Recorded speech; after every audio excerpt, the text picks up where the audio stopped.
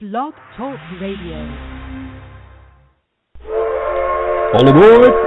The Clio Exchange Express is leaving the station.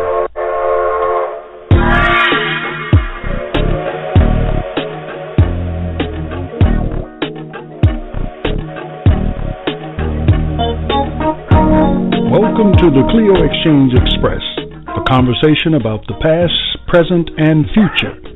A lively discussion between friends, family, pundits, personalities, and potentates, if necessary, in order to teach and learn something new.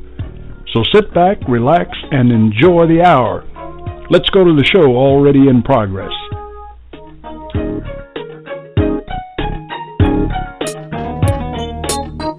Well, hi there. Welcome on board the Clio Exchange Express. I'm one of your hosts again, Lou Phillips. And we're heading out on another life journey. It's a journey that will educate, inform, and inspire. Well, as usual, I'm joined on this journey by my co-conductors, George Chandler in London, and Rudy Rollins, who's still out in that desert oasis of Las Vegas. How goes it, George? It's going fine here in London, and I'm wondering if Rudy's going to make it tonight, Phil, because sometimes he scares me. But let's just hope he makes it. Hold the game, man. Hold the game. Hey, man, what's going on, y'all? Oh, there he is. Hey, yeah, I'm here. You made it. Here. Hey, man, I got some exciting news for you about me, man. Remember last time I was a little late because they got my shoes? Yeah. Well, now I've been called Mr. LVN. Uh-oh, what does that mean, Rudy? I didn't think you would ask. It's me living very nice. Whoa! I got shoes, I got cars, and, I got the other stuff too, but I can't talk about that. But I'm good. Oh, don't talk about that. We ready for the ride, man? We're ready for the ride, Rudy. Let's go aboard. I'm here. All right, brother. Well, we couldn't leave without you. And I held back. Go ahead. No, I'm saying being in Vegas is tough, man. The boys took my shoes, man. I had to get my A game up, man. I got you. Well, you got your A game on now for sure. You got it on now for sure. That's right. I'm ready for the ride. Okay, well, listen, before we get moving, we held back a couple of things for you, and one of which is to ask you a very important question. Mm-hmm. So let's take a moment and the two of you think about this. On your way home, you take a right and 3 lefts. Then you see 2 men wearing a mask. Who are they? You want me to say it again? I have no idea. Cuckoo, Fred, and Ollie. Aha. No, it's the umpire and the catcher. Get it? All right, 2 lefts. I like it. You like that? How about you, George? Listen, you got anything? I've got an elephant joke. Oh, okay. So they say elephants never forget, and I began to ask myself, why do elephants never forget? Because nobody ever tells them anything. That's another British joke.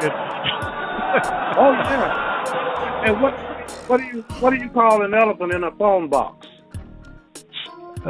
In a tight fit. Yeah. What do you call an elephant in a phone box? Tight. I'll tell you. Stuck. If you see all right. I think we've just about broken the laugh meter on our comedy routine. What do you guys think? I think it's time for us to move on, don't you? Yes, sir. All right, move right along. All right. Somebody special tonight. Yes, we do. So let's get a little closer to meeting who that special somebody is. Now, before I introduce him, let me tell the listening audience that we'd like for you to participate in the discussion, and you can do it by calling us at 646-716-7070, or you can call in toll-free at 855-414-6521. Again, you can reach out to us and join in on the conversation, and that'll be beginning at 7:25 by calling 646-716-7070 or toll free at 855-414-6521. Well, without further delay, let me introduce to you, ladies and gentlemen, someone that will come into the conversation with a great deal of information about things that you've probably always wondered about the doo-wop era and some of the best-known artists that you can think of now. He was there in the midst of all of that. He has spent the past 5 decades or so in the music business as a professional singer, among other roles. His first hit was logged in 1957, when at the age of 17, he was part of a Brooklyn-based group named the VELOURS, a uniquely talented group that signed with a fledgling Brooklyn label named Onyx Records. That journey lasted about 2 years and produced a number of recordings that are now part of music history associated with that era of doo-wop singers.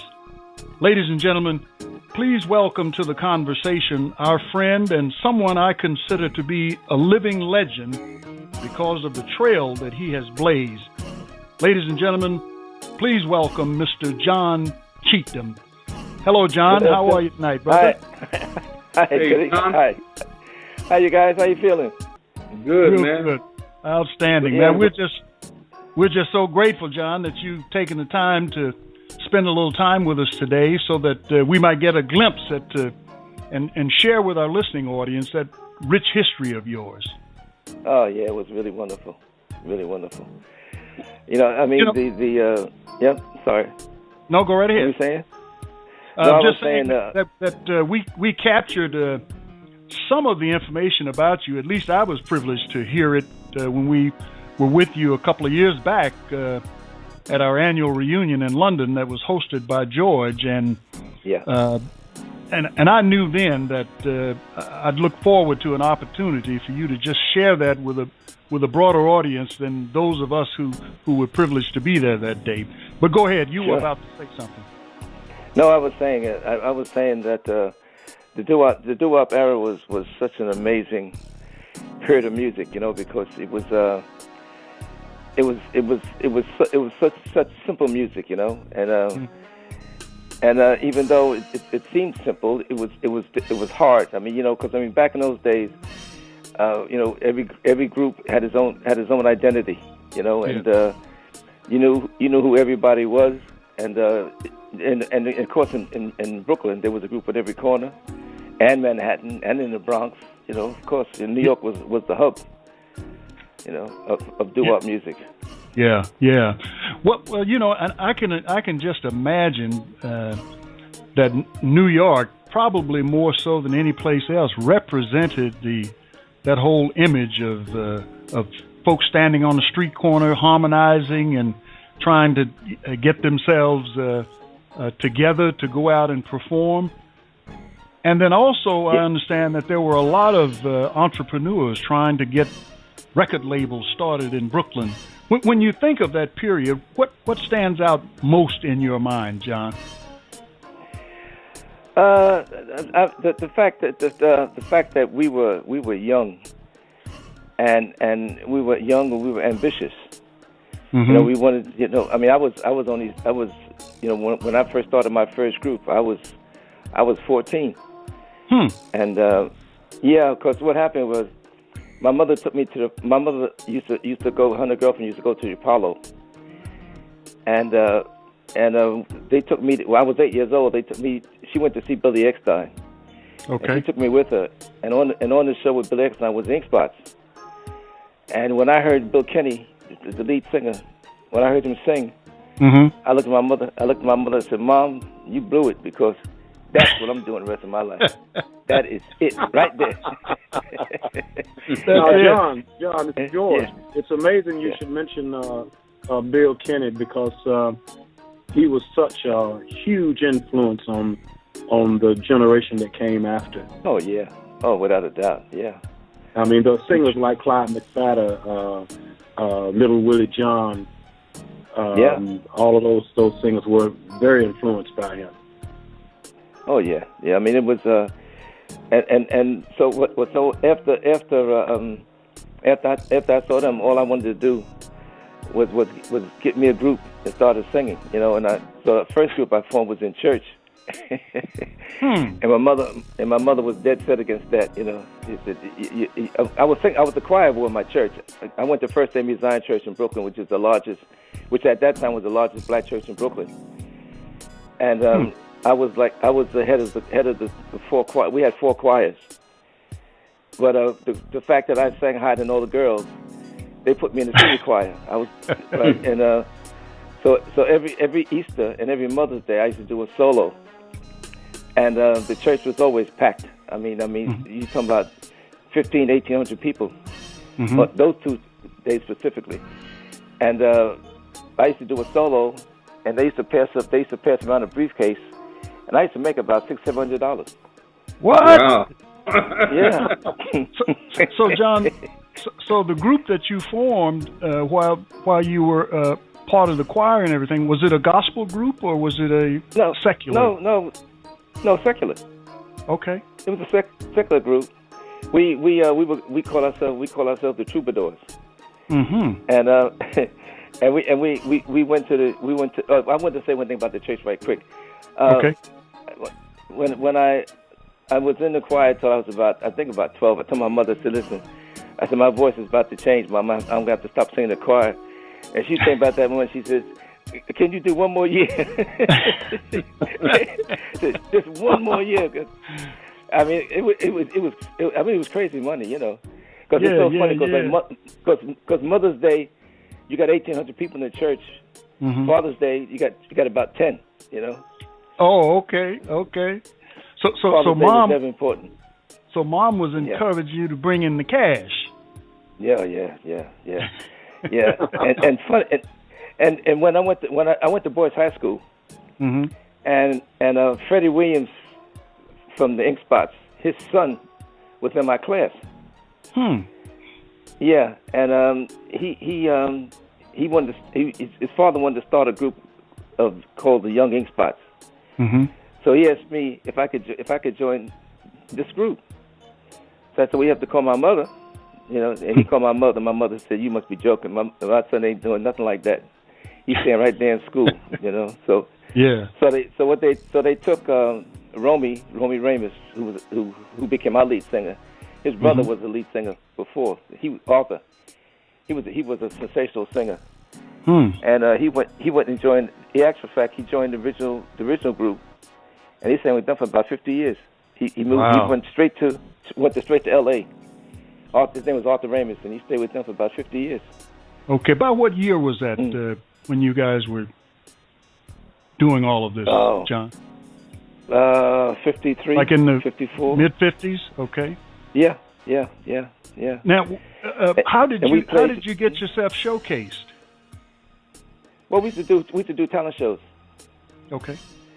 They used to do talent shows in all the churches around Brooklyn, and we sent to all of them. And we went to the Apollo amateur hour, and the night we were on, it was the last appearance of Nat King Cole at the Apollo. At the Apollo. And we won. And we won. Right. We sang a song by the Crickets called Your Love. The group called the Crickets, Dean Ball and the Crickets, called Your Love, and we won. And the first prize was $15, right? So there was a group. There was a group called the Dreams from Harlem, who were very popular in Harlem. They had a record out called Darlene, and they was in the bar next door, and they said, "Listen, is it time for amateur hour? Let's go over there and make $15, because they knew they were going to win." They came in and started singing Darlene with this high voice. Yeah. So they won. So they said, "Look, you guys take second prize, right? Because these are local guys, they got to win." So we got $10, right? But I got a chance to stand next to Nat Cole, Nat King Cole, which was amazing. How about that? My goodness. Yeah, truly amazing. George, you got something?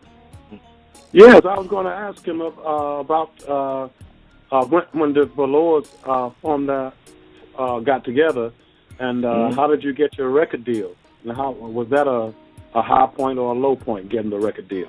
No, they had auditions at the Apollo for groups, and we went over there and we auditioned. And Tommy Smalls, who was the mayor of Harlem, and he was called Dr. Jive on the radio. He had the biggest radio station, and he came down and he heard us and he said, "Look, I want to sign you guys up." So he signed us to. We got signed to Onyx Records, and he was our manager. So every time we record a record, it went straight to number one, you know. But which is really good, you know. It was an amazing time for us. Yeah, that's a quick transition from 1953 starting to pull together, and then here you are in 1955, 56, and you putting out hit records. That's wonderful. Yeah, but but the thing about it, back in those days when you played on shows, you never did more because there was always 8 or 9 acts on the show. You never did more than 4 or 5 songs, and we never really put an act together until we went on our first tour, and that was in '57 when I finished, 56. I finished high school. I graduated in June, and we went on the road with Ray Charles. Our first national tour with Ray Charles and Bo Diddley and one of these big Southern shows, and we were able to do 40 minutes on a show like that, you know, and we got a chance to really put an act together, which was amazing. And then we were working with the Moonglows, and they taught us everything. I mean, because you couldn't have better teachers than Harvey Fuqua and Bobby Lester. Yeah. They taught us. Yeah. No, go right ahead. They taught us everything. And they were masters of harmony too, weren't they? Oh yeah. Yeah. I mean, it was because they were rehearsing. They were rehearsing to record that new album. The one they did with 10 Commandments of Love and Penny Arcade, and they were rehearsing in the room. And we used to go in there and listen. And they say, "Look, see, you do the harmony like this, right?" Because there was only 4 of them. And you know how the bass singer would go up and sing baritone and then go back down to bass, and how the first tenor and the second tenor, you know, could blend. The lead singer, if he's not singing lead, he would blend in the harmony. They just taught us everything. It was amazing. It was great for us. Great experience. Great education. And Harvey taught Donald how to be an arranger. Donald became a great arranger. Yeah, through Harvey Fuqua. Yeah. Hey John, this is Rudy. You know, you mentioned the Moonglows. I started singing when I was 12, and I was in my first group. And matter of fact, we used to sing your song back. Oh, can I come up tonight? Yeah. We couldn't. The only problem we couldn't make it work because without that bass, it just didn't work. We had the harmony. We had the harmony, but it wouldn't work without the bass. But when you speak of Harvey and the Moonglows, man, that was my training ground for the other notes that you didn't hear, because they sung them other notes and like nobody did, man. Yeah. But let me ask you something, man. How did I'm gonna ask you a question. When you started your first group, was it automatic chemistry, man, or did you shop around for a while before you found the right guys? No, we had to shop around. You know, we had guys in that all the time. You know, okay. Because the thing about it is the fact that I was in high school and I was in a choir and the chorus in high school, and then I sang in the New York Salt City High School. I was the only black guy in 1952. I sang in the New York Old City High School chorus, and I sang with the Sopranos. So what's this black guy doing to sing with all them chicks? He's in the right place. Oh, that's great. Hey, John, let me ask a question, because I remember when I was, trying to get in the group, part of the protocol, man, you had to be cool, man. I mean, cool. You had to be cool, you had to look good, and you had to have a certain personality, and I was always the guy who had all of that. And so shopping around was, then you make the harmony. It just so happened we had to find the right guys, and I was just wondering about yourself when you started out like that, man. Was that part of your protocol, being cool and the look and all of that, or was just singing? Yeah, I mean, I think, and the good thing about it is there were so many good groups around at the same time. You had the Heartbeats, and then another thing that we didn't know, right, until we started traveling. I mean, you go to Chicago, you had the Dells, you had the Dells, you had the Flamingos, you had Otis Williams and the Charms, Jerry Butler and the Impressions. I mean, you had all these groups coming out of Chicago, coming to New York, and we was working on the shows with them, you know. So we had to be, the Spaniels. Oh my God, we had to be. Oh yeah. We had to be ready. We had to be ready. And and my favorite group of all time was the Five Keys. To me, they were just perfect. They had 2 lead singers. Well, the Moonglows had 2 lead singers too, but the Five Keys had 2 lead singers, and they had 3 guys in the harmony, and that harmony was just perfect. I mean, just perfect. I mean, it was amazing. Boy, those were challenging times for groups like yours, John, as well as the others. But you guys were having such a wonderful time. And I heard George bringing on a question there that we're going to ask just in a few minutes. Okay, John, hang on just a second. Okay. Good. Clio Exchange Express and the Underground Railroad tour is leaving the station. Next up, Milton, Wisconsin, and the Milton House Hotel. The Milton House was constructed by Underground Railroad conductor and Wisconsin pioneer Joseph Goodrich. The unusual grout house with its hexagonal 3-story tower served as a local inn and the Goodrich family residence. In 1838, Joseph Goodrich organized a party of fellow Seventh-day Baptists who traveled westward to Wisconsin to file a claim for unsettled land. The group built a log cabin and surveyed the land for the town that would become Milton. Goodrich added on to the log cabin and built a frame structure that became the first Milton House Hotel. According to oral tradition, fugitive slaves would enter the log cabin approximately 10 feet from the rear of the Milton House Inn and then enter a trap door where they would walk through a tunnel that led to the basement of the inn where the Goodrich family provided food and shelter. The Wisconsin State Journal wrote of Goodrich after his death in 1867. He was an uncompromising friend and advocate of the cause of temperance and of human rights. The poor and the oppressed were received by him as a legacy of the Lord. The Milton House is located at 18 South Janesville Street in Milton, Wisconsin. It's open to the public daily. Okay, we're back now. And George, you had a question you were about to ask? Yes, I was going to ask John, during this time of the success of the VELOURS was also the beginning of the civil rights movement. And you spoke about how you traveled around the United States, and I thought maybe you'd like to talk about that and how you stayed, where you ate. Yeah. I tell you, it was. I mean, working in the South was rough. I mean, for us coming from New York was a culture change. I mean, total. I mean, my folks came from West Virginia, and West Virginia had segregation, but it wasn't as bad as I had never seen it like it was further down the South.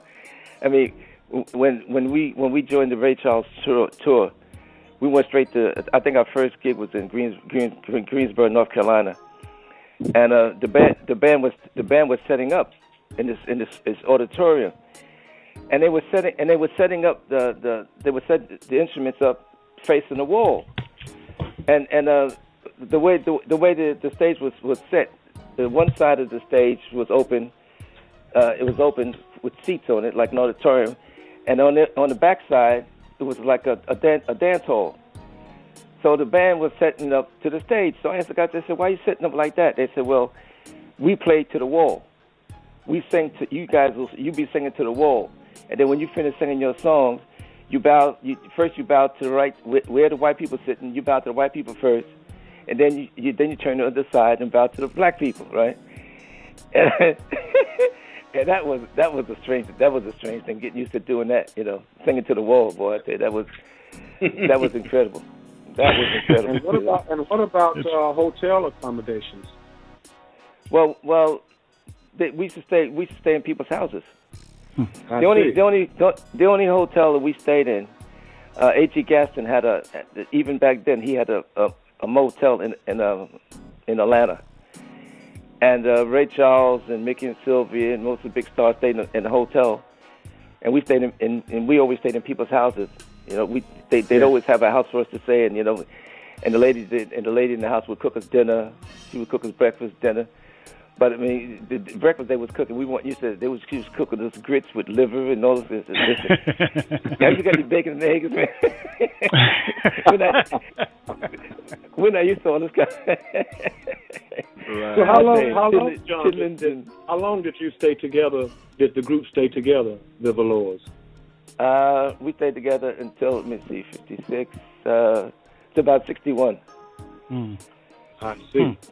Yeah, we split about 61. Yeah, and what happened? What caused it to break up? Well, the record stopped selling, and then the whole music scene changed. Okay. You know, rock and roll. Well, we were in the rock and roll period because we used to tour. We used to do all the Island Free shows in New York. Mm-hmm. And then and even then we were touring. The last tour that Ray Charles did with the Island Free Rock and Roll show, which was the biggest one that they ever had, and that's the one where Ray Charles got busted in Boston. Well, we were on that tour, and when we went to Connecticut, we were doing a TV show in Connecticut, Channel 8 in Connecticut. And when we got up there, we went in the front. They said, "Where y'all guys going?" We going in the front. No, you got to go around the back. No, this is Connecticut. In Connecticut, we had to go around the back to get into the studio in Connecticut. Couldn't believe it, you know. There was a lot of strange things happening. Well, Connecticut, and this is just an aside, has always been a haven for the Triple K, you know. So I can believe that. Now, during this period, as the group was transitioning, you guys didn't separate. You just changed your name, right? No. We broke up. Oh, okay. We broke up. Donald went to pharmacy school. I went back to Brooklyn College to get my teacher's degree, and Romy became an undertaker. He became an undertaker. Mm-hmm. And the only one actually stayed in the business was Richie. He stayed in the business. Pete went on the road. He became a road manager for what's her name, Nina Simone. Okay. And so when we reformed again, and how that happened was Little Anthony Imperials. You know, I was there when they first started. I was like, they were little kids, you know, to us. Right. And anytime they had any decent singers, we used to go down there to Fort Greene Projects, and if they had any good singers down there, we would just take them and put them in our group. Okay. And you get them early. Yeah.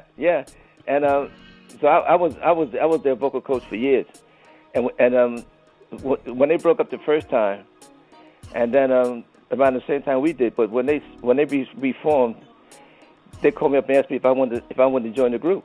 Mm-hmm. And I said, listen, I'm retired, I'm married, I'm teaching school, I'm out of show business. And I heard a going out of my head, and I think I'm going out. I said, oh, no. No. I got to come back. I said, if some next person asks me something like that, that's it, finish, right? And and then I kept getting these offers to join these groups, and these groups were getting, you know, were hitting again, you know. Mm-hmm. And I said, no. And then Glass Knight and the Pips, who I met when we were in Detroit on a Mickey Shaw show with Fats Domino, and we were backstage, and this group came back and knocked on our door and said, hello, can we come in? And it was Glass Knight and the Pips when they were like, I think about 15, 16. Wow. And they came in and said oh, we're the Pips, you know, and we just want to say you guys are great, and we hope we can be as big as you guys one day. It wasn't long before I heard "Give It Up," and when they started having those hit records, I said, "Wow, they were amazing." And we stayed friends up until now, you know. Mm-hmm. But of course, wonderful. A few of them are past now. Yeah, we be very close. So where does the group The Fantastics fit in? Where does that? Okay, we were invited in 1967. We were invited a guy named Bob Urey. Okay. He was taking groups over to England, and they asked us. They said, "Listen, you guys want to go to England?" I said, "Well, how long?" I said, "For about a month." I said, "Well, it's in the summertime, so I'm not in school. I'm not teaching school." So yeah. So we went over, and they said, "Well, how much they're paying?" They said they're paying $2,000 a week. Ooh. I said, $2,000 a week? I mean, the most we. I said, "Are you serious?" They said, "Yeah." So we signed a contract. Said, "No, this is going to be a joke, right?" Mm-hmm. So we went to England. So when we about 2 weeks before we were about to come over there, the guy he called me and said, "Listen, do you guys know any Temptation songs?" I said, "Yeah, we know a few." He said, "Well, learn Temptations because they're pretty big here." I said, "Well, we do Temptations numbers in our show anyway, of course." Mm-hmm. Mm-hmm. So when we got to Heathrow Airport, all these posters up there, "Welcome to Temptations," Oh, the Temptations here too.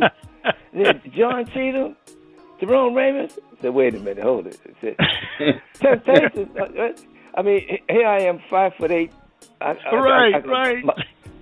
My belly is about as big as my height. I'm fat, And I said, "Where is there a Temptation fat like me? Are you and as short as I am? You know what I mean?" Right. It was crazy. It doesn't work. So we had this guy. So we had the promoters, Roy Tempest, said, "What are you doing?" "Oh man, don't worry about it, man. Just good promotion, good promotion." I said, "Listen, we ain't working for Temptation. That's out." He said, "Don't you do Temptation songs?" I said, "Yeah." He said, "Well, that's it, no problem." So the first night we performed in it was a club called, it was a place called the California Ballroom in Dunstable, outside of London. Outside London, and okay. Yeah, and it was called California Ballroom, and it was a queue, a mile-long line to get in the place. So the place was packed. So we went on stage, and those people standing with these Temptation albums, right?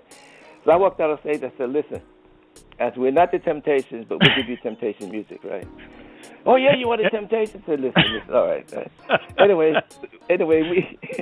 we did the show, and it went down a storm, Mm-hmm. And so we met this promoter. His name, not promoter, he was a club owner named Peter Stringfellow. Oh yeah. He used to own some top clubs in London. Oh yeah. Well, he got his money from us. He got his start from us. Okay. Because he signed us up, and we signed with him, and they changed our name to the Fantastics. Okay. And we went back to New York, and you didn't go back to school, like that? No. We went back and told our wives, "Listen, we're going to England." Because that's where the money is, right? But because I mean, it was incredible. I mean, the first week we did the first week. So when Roy Thomas came in and he gave us $2,000, right? He gave us $500 each. So we all went in our rooms and shut the door. So about a half an hour later, I didn't hear no knock on the door. So I rang Romy. I said, "Romy, anybody knock on your door about the money?" He said, "No." So ask Donald. So Donald, anybody knock on your door about the money? He said, "No."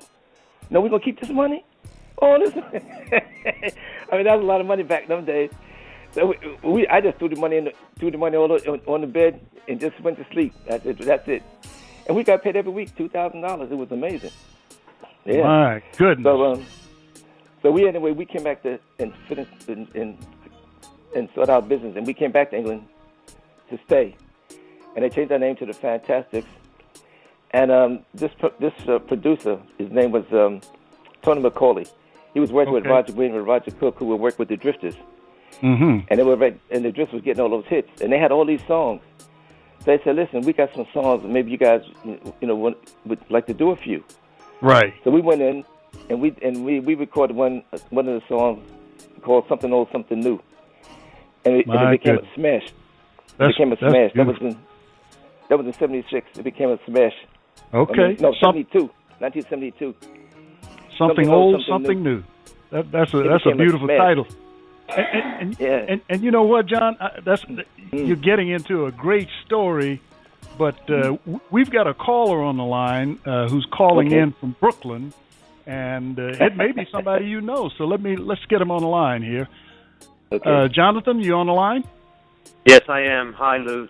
First of all, let me just say how much I enjoy your show. It's great to listen to radio on my computer. Beautiful. We're glad you called in, Jonathan. What's your question? Actually, John, I have two quick questions. Yeah. After 35 years of singing, are you just as excited as you were back in the 50s and 60s? And the second question is, what's it going to take to get you to perform in Brooklyn? Well, we performed in with the 2004. We did the PBS. We did a PBS show in Jersey. With they flew us over. I live in London now. Me and Donald, and they flew us back to the States. And we met up with Romy and Pete, because all the guys were still alive, right? And they hadn't worked in about 40 years, you know. And so we got together, and I said, listen, we got to get some uniforms, because we can't look like we haven't worked in years, right? So we went down and we got some uniforms, and then Pete says, listen, the only request I got is one thing, is I'm old now, right? And I don't want to rehearse. And I don't think we shouldn't have rehearsed, because we rehearsed enough when we would sing together. So I ain't forgot what I knew. Did you forget what you knew? I said no. All right, so we ain't gonna rehearse. Oh my God, right? So when we went down to the theater to rehearse with the band, right, with the orchestra. The guy said, "You guys ready?" I said, "I think so." And as soon as they started, as soon as the music started, we just started singing. It was just like we never parted. It was amazing. Yeah. Because none of these guys ever sang with any other group. See, the only thing they had in their head is what they did with the VELOURS all those years ago. You know. So I guess.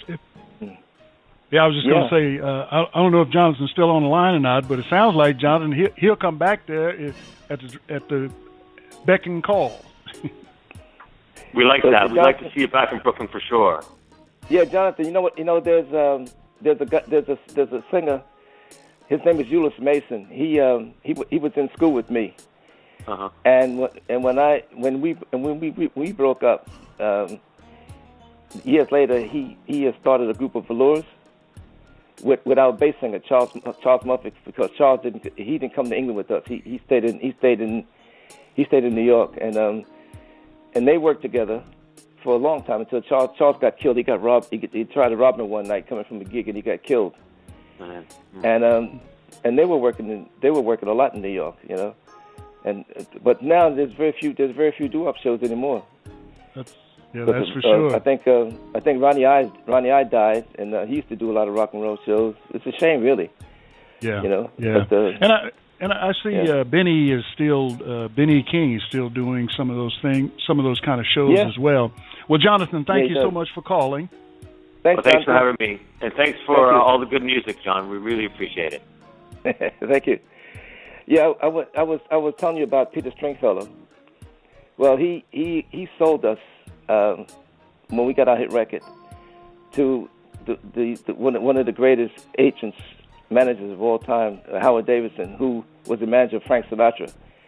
Pete Stringfellow sold us to Howard Davidson, and Howard Davidson said, "Listen, you guys, you're working with me now. You know, you're only going to do big shows." So the first thing he did, he put us on the last European tour of Diana Ross and the Supremes before she went solo. That was the year Martin Luther King died, and working with them was just a sensation. I mean, she blew my mind every night. I just couldn't believe that little skinny girl could be so sensational. She was amazing. So she could really sing, huh?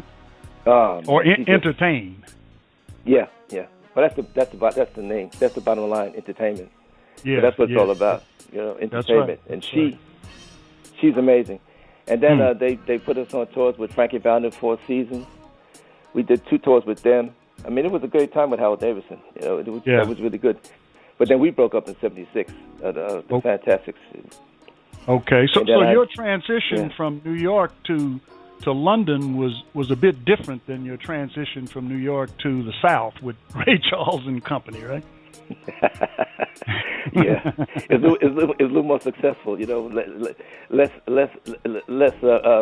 distressing. Yeah, no more singing to the wall. Yeah. But Rudy, you got a question? No, I'm enjoying this history lesson, man. There's a lot I don't know about the VELOURS because they was before me. You know, I was still a kid trying to sing when they came out. But John, one question I want to go back and ask you, man, because one of my favorite tenors was Tracy Lord. Was he a natural tenor or was he a falsetto, man? That was always a question. He was both. He had a high voice, but he also had a great falsetto. Okay, what happened? Well, what happened? He was in the original Little Anthony and the Imperials. Right. Because the original group was Anthony, Ernest, Nate was the bass singer, Tracy Lord, and Clarence Collins. Clarence Collins and Ernest and Anthony are still working together now. Right. So I spoke to them. I spoke to them about 3 weeks ago, and they had just done a show in New York.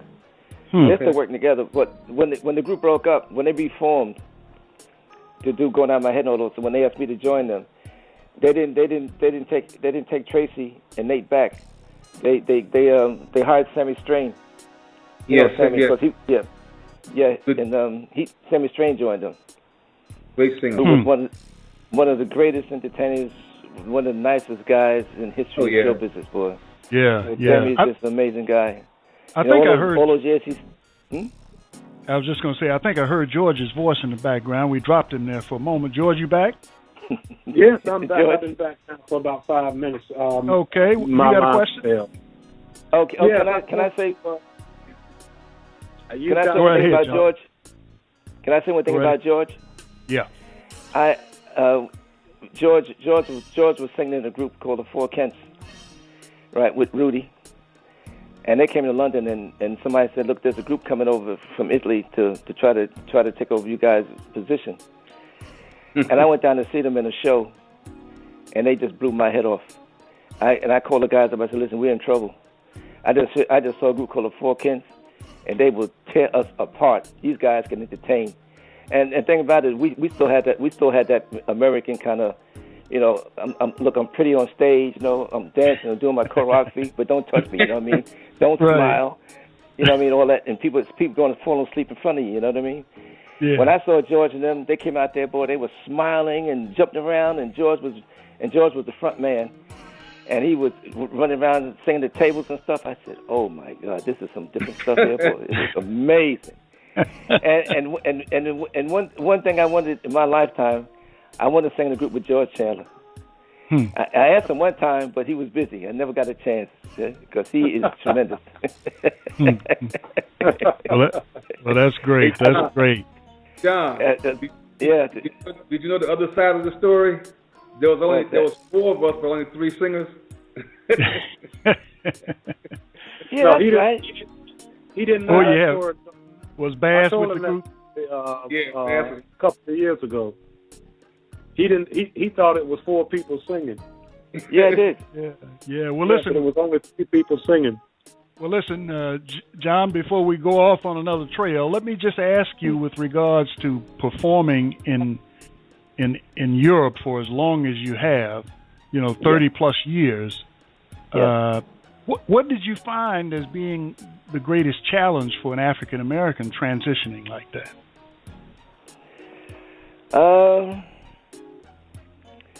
Well, most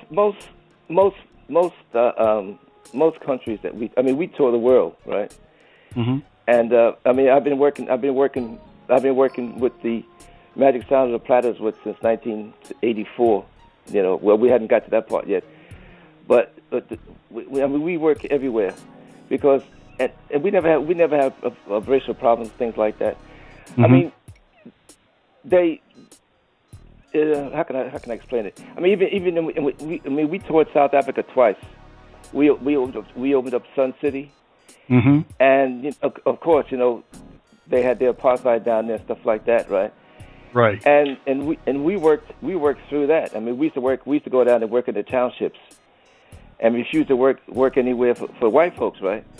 And while we were working in the townships, and Ray Charles and Shirley Bassey and all these people working in these all these white places, they were getting blackballed by the UN. They said, well, what about them? They said, no, they're not doing that, you know. We used to refuse to work these places, you know, until they started. Then they started. I mean, I remember we integrated the Coliseum Theater. That's the most famous theater in Johannesburg. Okay. And we went in there, and we were the first ones. We said, if you want us in there, we want to see a mixed crowd. And they made sure they had all the black people sitting right in front where we could see them. Otherwise, we weren't going to perform. You know what I mean? Yeah. I mean, that's you know, that's a story. One story I wanted to tell is I think I told you the other day when we were speaking that when we went down to do a tour, we did a tour for 6 months. We went down for the Yes Vote in '94, and we put together a band, 12-piece. We took 3 musicians from each of the South African tribes, the 3 Zulus, 3 Sutus, 3 Swana, 3 Betes, and put this band together. And these guys were really, really, really good, and they got better as the tour went on. But we couldn't get them out of South Africa, of course, because of the restraints they had back then. And about 6 years later, I get a phone call, and my wife said, "Oh, somebody wants Mr. John, so it must be one of your South African friends." So I got on the phone, and it was Bede, the bass player, and he said, "Oh, Mr. John, it's Bede." I said, "How you doing?" I said, "Where are you?" So I'm in London. So what are you doing in London? He said, "We're working with Paul Simon. We're the Graceland band." I said, "What?" and I just started crying. I said, they got out. They made it. And these guys were so good. Yeah, they made it. You know, and they made a lot of money. What a great story. Now, when you were down there, were you there as the Fantastics or the Realistics? No, we went down first as the Realistics. Okay. And then we went back as the Platters the second time. We went down in 80, I think it's 84, 83, 84. No, 81. No, I'm sorry, 76. We went down there. Right. And then we went back in 94 as the Platters. Yeah. And it was amazing. I mean, hey, John. Amazing, you know. Hey, John. Yeah. This is Rudy, man. You owe me some royalties, man, because that was the name of my first group, the Realistics, man. So you owe me some back pay on them, bro. I'll come to you up. you know, the Realistics was a strange kind of group because when I left the Fantastics in '76, I put together this group, the Realistics. It was just 3 guys. It was just 3 of us. And we had I think we had 1 hit record in South Africa, a song called Pure Magic. But other than that, we used to work all through India, all through the Middle East, all over the place. But we were entertainers, you know. We could get on stage and we know how to entertain. Because with 3 guys, you have to entertain, you know, and you got to be tight. If you got just 2 fingers. Yeah, we stayed together for years, you know, until I joined, we put together this Platter group, you know, with Eric and the guys from the Imperials, which was great. That's beautiful. Well, John, we're starting to wind down now, and as you and I talked last week when we were planning for this, you kind of said, man, there's no way to wrap 50 years of entertaining into a 1-hour show. So you're absolutely right. I have a question for you with regards to a period during the course of your career that you recall being at your lowest point. What is there any period that you shared with me an experience you guys had in South America that I thought might have been one of your lowest points? Oh, that was when our lead singer Tommy Smiley died. That's 2006. We had just had a concert and a TV show, and we came back to the hotel, and he died. He had a heart attack, and it was so distressing. I mean, it was horrible, you know.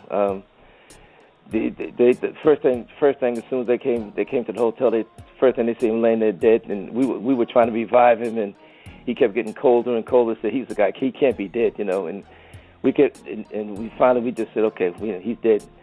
And we had to go down to the coroner's office for 8 hours while they did an autopsy, and they put us through all kinds of stuff. But they tested for drugs. There was no drugs. He had a heart attack. He had asthma. Mexico City, the altitude was very thin, and it just wiped him out after a while. He just couldn't take it. Yeah. And his heart gave out. So I came back. I just came back. When I came back to London, I just said that to my wife. I said, "That's it.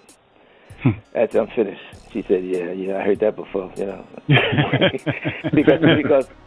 because when I had my arthritis attack in 2004, we were on tour then, and I had a rheumatoid arthritis attack.